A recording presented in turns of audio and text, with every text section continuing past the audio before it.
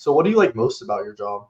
The variety, that's absolutely my favorite. Going to new places, seeing things I wouldn't have seen. I just my last trip, on my layover, I was in Chicago, and I'd never been to Wrigley Field to see a Cubs game. It's my first time, and me and the captain went out and went to a Cubs game. It was incredible.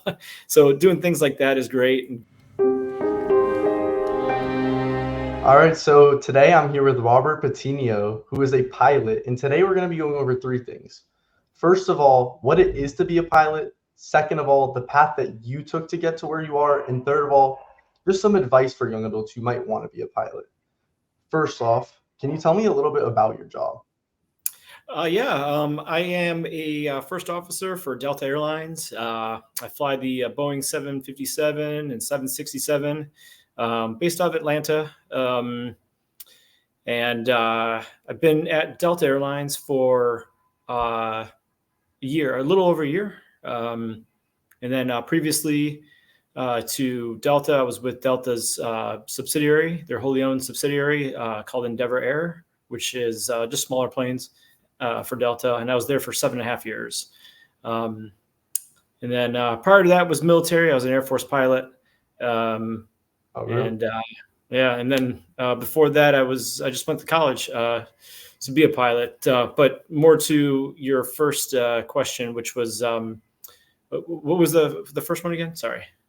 Tell me about your job. But really quickly, Oh, you said you were a first officer. Can you tell me a little bit about what that means? yeah. First officer is a co-pilot. Basically, not the captain. He's the guy in the right seat. They have the same responsibilities. I mean, same duties. I'll fly a leg, and then the captain will fly a leg, and the other one is on the radios. But we share a lot of responsibilities. But ultimately, the captain is in charge of making sure the airplane is safe and in charge of passengers and some of the other things. And so, due to the added responsibility of everybody else and making sure everything flows correctly, the captain is the captain, and he's the final authority when it comes down to a decision being made. So the responsibilities are kind of the same. There's just some things that the captain gets to do that you do not, per se. Yeah, same responsibilities. As far as flying the jet, is exactly the same, and it just comes with managing people. Basically, the captain is more of a manager of the people, the crew, the flight attendants, the ramp people, the gate agents, our dispatch with the company. The captain has to manage all that stuff, and that's the first officer can help, and a lot of times the captain will ask for help because the burden becomes too much going on, and so that's what I'm there for. And I've been a captain before at my previous airline, so I know what it means when things require a captain's authority, and so. But primarily the first officer is there to help in that respect. Now, as far as flying the airplane, we have the exact same job. Got it. So what does a typical day like as a pilot look like? Typical day. Usually I start a trip. It's called starting a trip. And I'll show up to the airport, and my trip, I'm Atlanta based, so my trips always start and end in Atlanta. I usually do 3 or 4 day trips, but it varies. Sometimes pilots can do just a 1 day trip where you just go somewhere and come back, or even a 6 day trip. It just kind of varies. But what I'll do is I'll show up to the airport either on the day that I'm flying, or I'll go up in the night before and get a hotel if I have an early flight. And I'll show up about an hour before the flight departs, and just check in with the gate agent there. And first thing we do when we get on the airplane is put our bags down, say hi to the flight attendants, and we'll brief the flight attendants because we are a crew, and they are kept in the loop as much as possible. And then we do our pre-flight stuff. The first officer has certain duties, and the captain has certain duties for pre-flight in an airplane.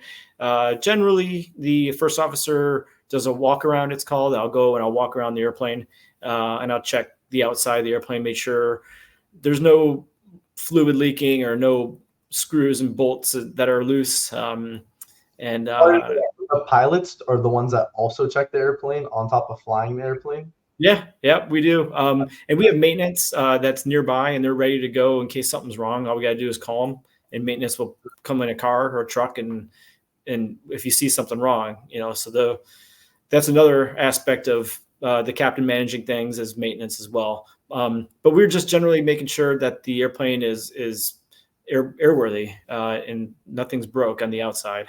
And then we'll also check the interior as well. And then once we get done with all that, we'll set up we call it building our nest, but we'll set up in my seat, I'll have my headset and we use iPads now that has all our information on it. And that takes a lot to set up the iPad for the flight plan. And then we'll program the flight plan, the computer. And then at that point, passengers are already boarding.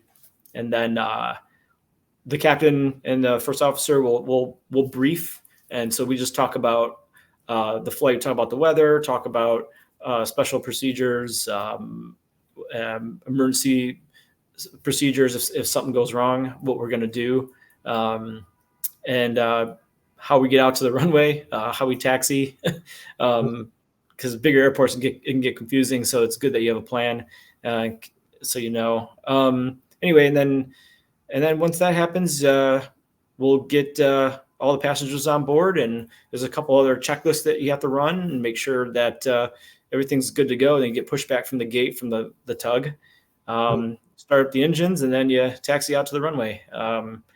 And once it's your turn to take off, and you do more checklists along the way, and then you get airborne. You push the power up on the runway and take off. And then depends where you're going, but sometimes it can be a long flight. So you just once you get up to cruising altitude, you're just constantly watching the weather and making sure that you're in the least turbulent air possible for passenger comfort. And then once it gets to be about 45 minutes before you land, you go through more briefings, what you're going to do on the arrival. There's an arrival and then the approach. The arrival gets you from a high altitude into the terminal area, it's called. And then it gets you onto the approach, and then the final approach into the runway. And then you land. Then taxi back to the gate, do a couple more checklists, and then that's it. Again, pretty much, right? Sorry? And then the cycle starts over again? Yeah.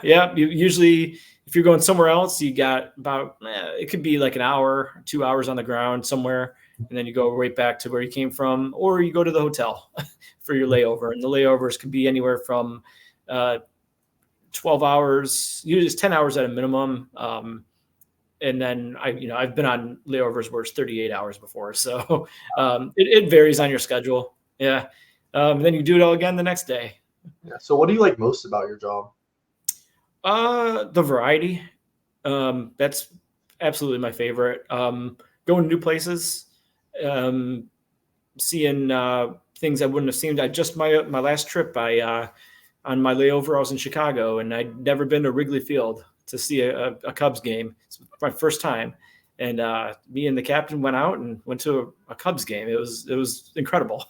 So doing things like that is great, and going to new places, flying with new people all the time. I never fly with the same guy or same gal twice usually, and different flight attendants too. So we're a new crew, meeting new people all the time.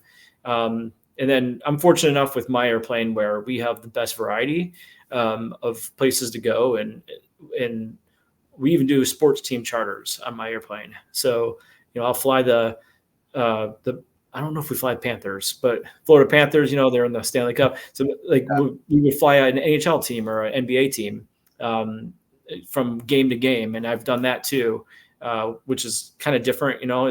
It breaks up the passenger, being on time out of the gate, so the variety is pretty great. On my plane, particularly on my plane, I can fly to Europe. I can fly down to South America, Hawaii.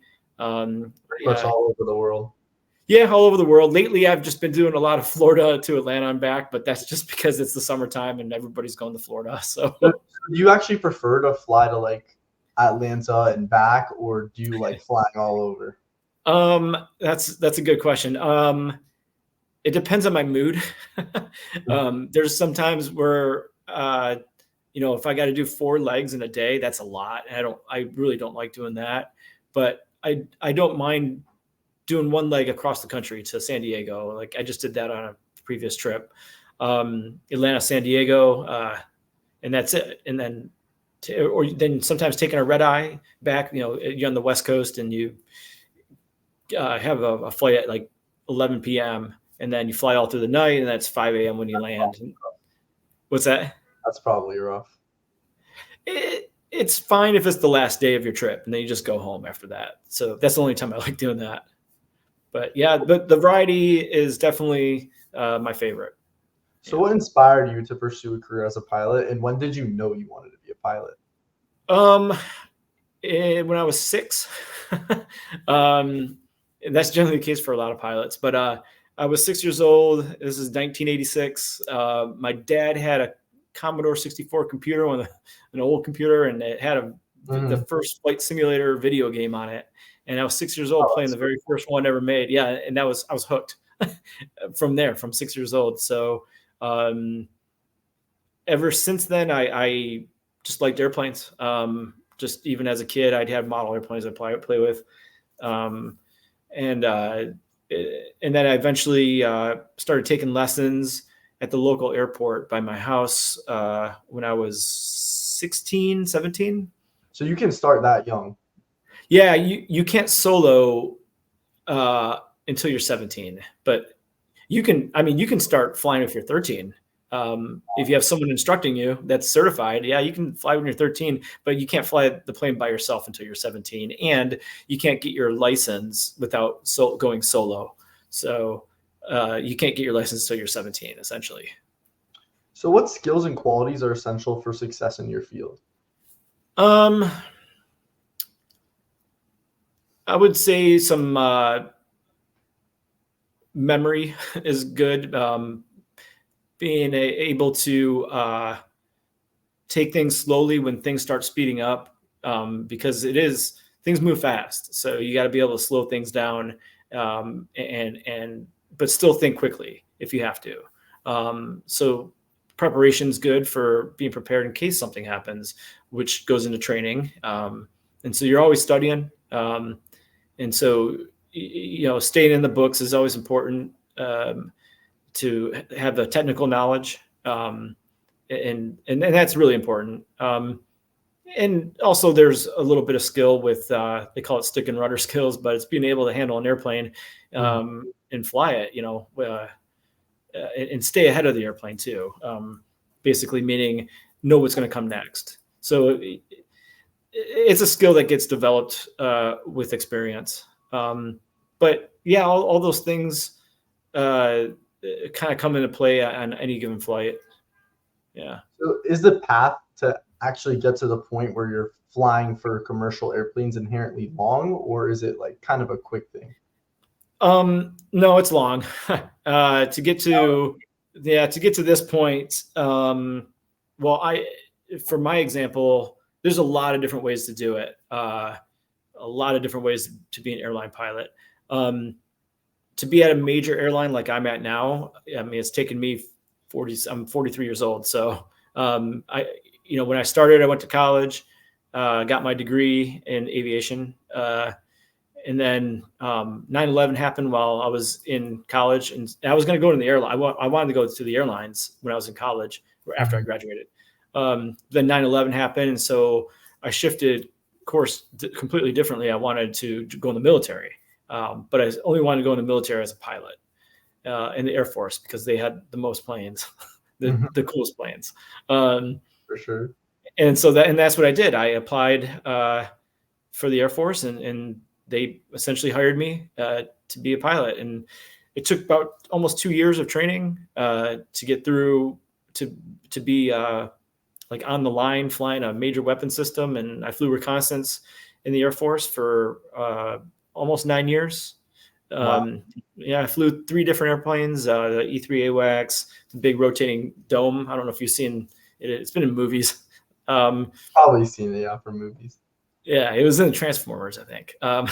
Anyway, I flew that. It's airborne command and control, and then I did more reconnaissance flying.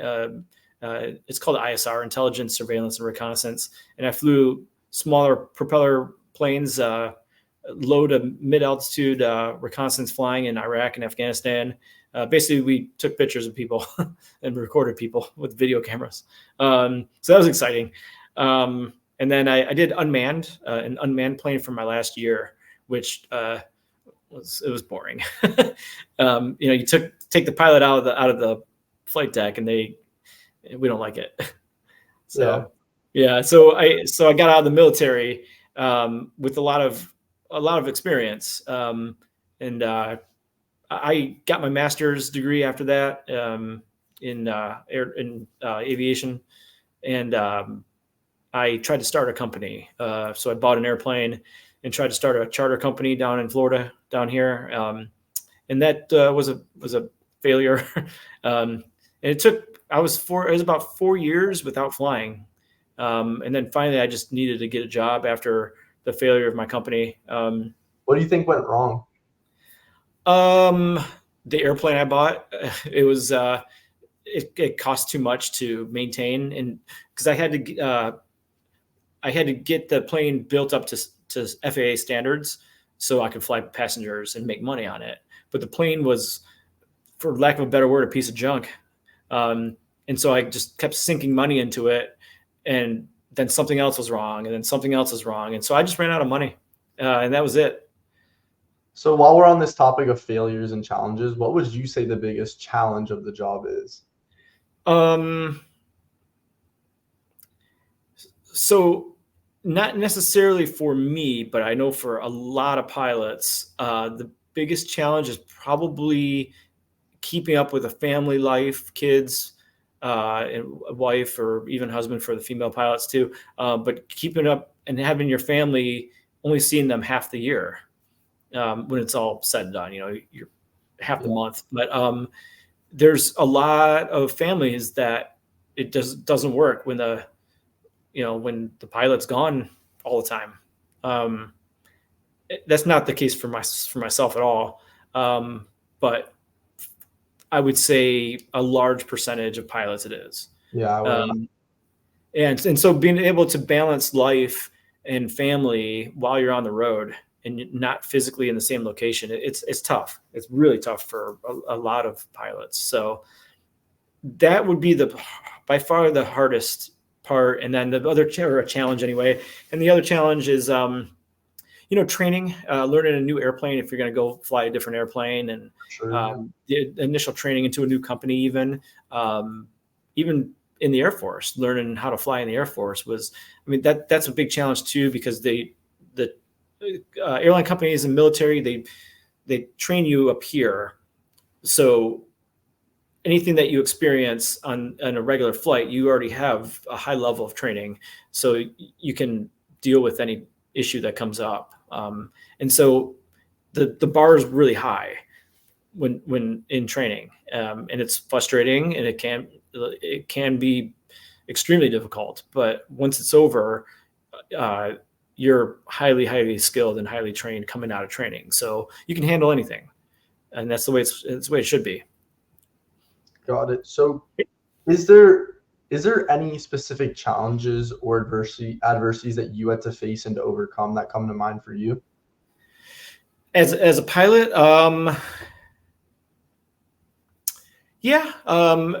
lot of it goes to really the two challenges that I touched on.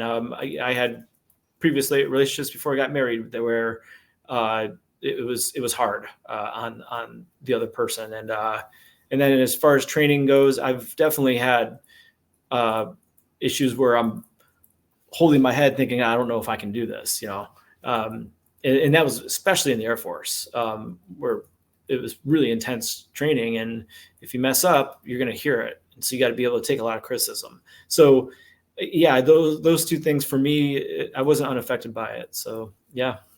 So I want to talk a little bit about the industry. Have there been any changes in the industries over the year? Oh yeah. Right now, well, let's see, where do I start? There's a lot of technical stuff that has improved. The airplanes themselves have become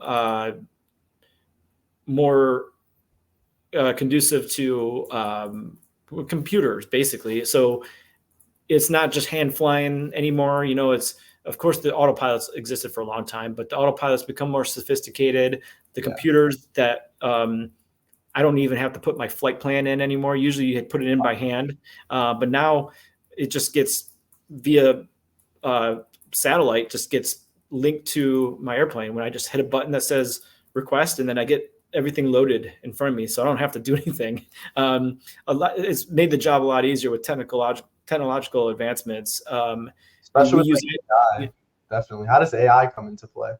It doesn't affect us yet. That's I'll talk about that in a second.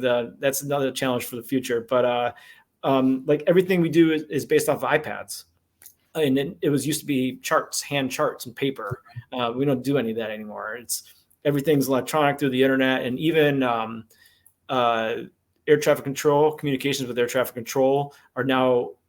Some planes don't have the capability yet, like mine, but you can just talk on you still have to talk on the radio to air traffic control. But now a lot of airplanes have the air traffic control, their instructions get piped to you like via text message on the plane. So you don't have to talk anymore.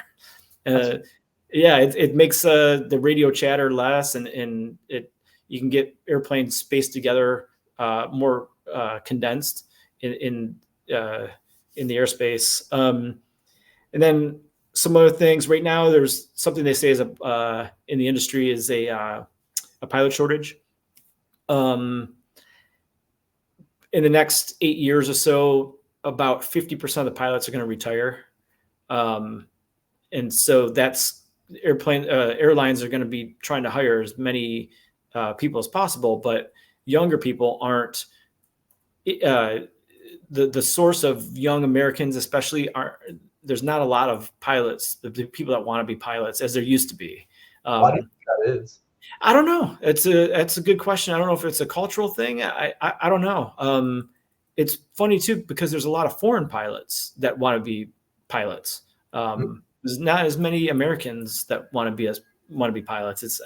I don't know. I ask myself that question a lot. I wish I knew.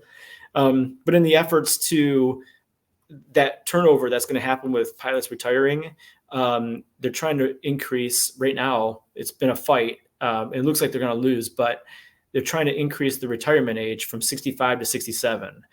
What would that do? Like just from 65 to 67?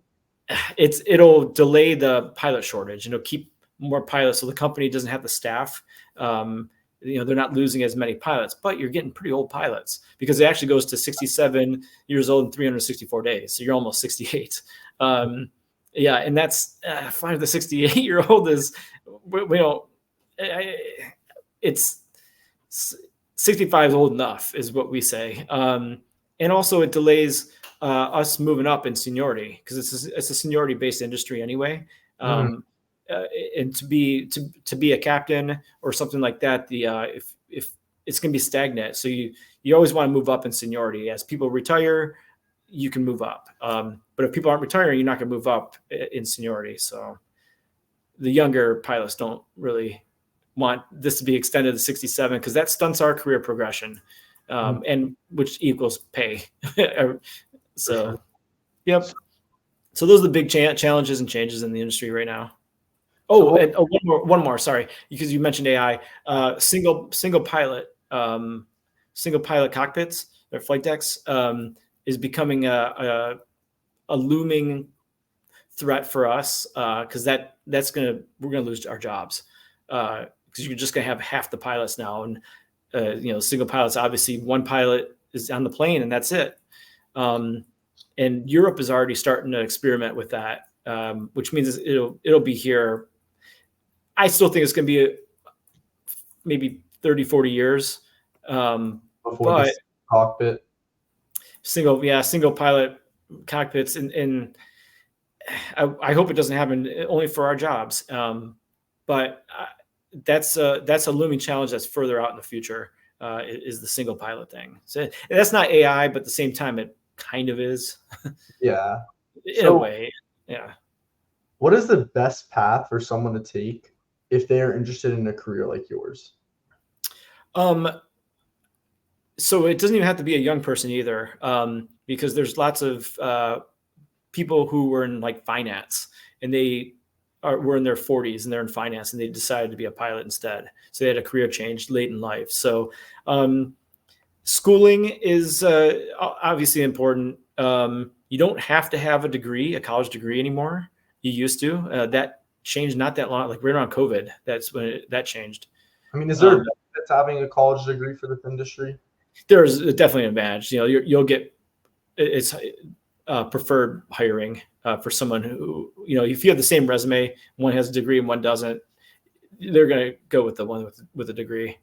And a technical degree is always good too, engineering or something like that, but it's not required.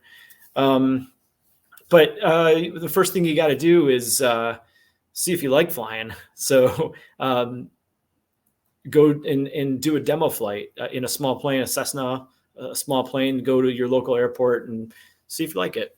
And then you'll have an instructor and you learn how to fly. You'll get your license. You'll solo an airplane, take about 100 hours or so, and you'll learn how to fly. And you have a private pilot's license, and you can stop there if you want, but most people go on and get an instrument rating so you can fly in clouds, commercial so you can fly to get paid. And then after that is a CFI, which is a certified flight instructor, and they'll go on to do that. And then the next step is to build your hours, because airlines aren't going to hire right away. You have to have right now, I think it's 1,500 hours to go into the regional airlines. And so what a lot of people do to get those hours is flight instruct is the big one. But that's not limited to that. Like for me, I went in the Air Force, so I didn't even bother with that. So I easily got my 1,500 hours in the Air Force and then some. But some people will go and tow banners or do photography, aerial photography or land surveys, fish spotting, pipeline. They go up along the pipelines, make sure there's no leaks. They'll go into charters or corporate, find a corporate company that fly for business. Cargo is another way that people build hours. There's a lot of ways. And so that's why every pilot's path to the airlines, because airlines, especially the 3 major airlines are considered the very top. It's career airline and I'm set. But to get there, it's so many different ways, and every pilot has a different story on how they got there. So just for clarifications, you're saying that if you want to be a pilot, there's a lot of avenues that you can take, like, for example, like cargo planes and stuff like that. But the top of the top is the airlines. Is that most people's end goal, or is it something else? Yeah, that's just about, I would say 85% of the pilots out there, their end goal is to be in the airlines. Yeah. And what is the average yearly earning potential of a pilot? Depends if you're depends what airplane you fly, depends on what airline you're in, depends if you're a first officer or captain. But just for Delta Airlines specifically, I'm a second year first officer, so there's a pay scale online. You can find them pretty easily, and everything is pay by hour, but you generally get.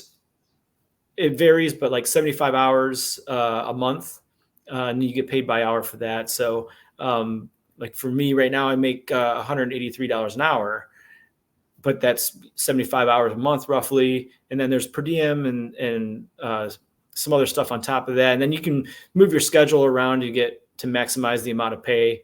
It depends on how much you want to work.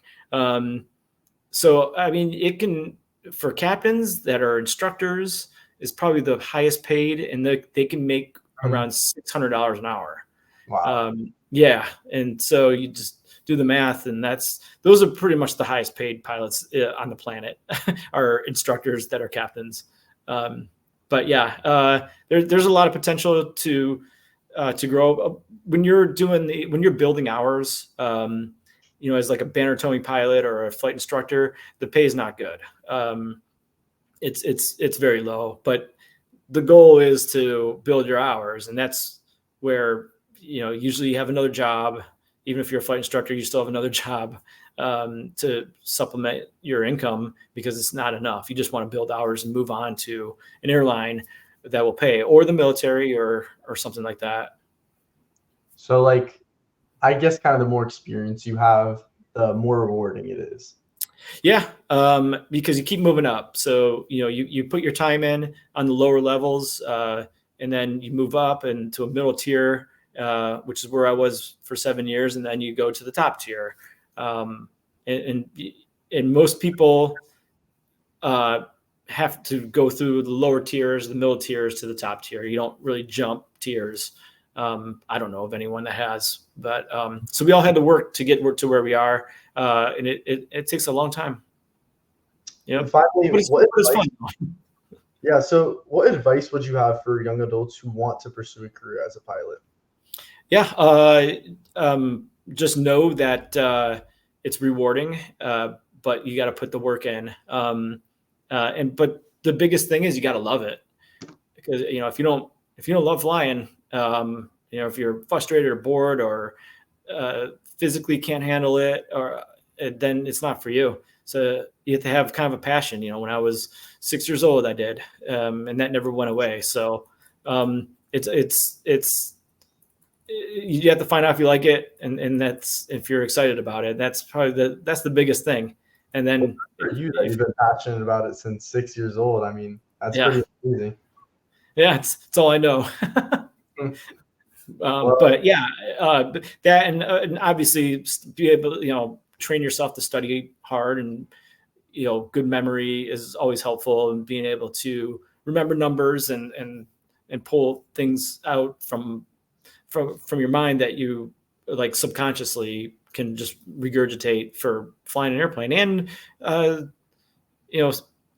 stick and rudder skills, but coordination, hand-eye coordination is always important too. With flying. So, but for a young person is just keep at it. There'd be a lot of times where you won't feel like you're progressing in your career, or there's frustrations because you don't think you can do it, or whatever it is. But if you keep at it, it'll come. It's rewarding. Yeah, that's the right word. Yeah, very rewarding. Mm-hmm. Well, I think that's going to do it. And I want to thank you so much for volunteering your time in support of Career Road. And hope we can get your advice and your interview to thousands of young adults across the nation. And I hope so. Definitely stop the pilot shortage. That'd be great too. Yeah. You going to go in the field chain? Yeah. I mean, maybe. Well, give me a call if you do, or if you feel like it. For sure. All right.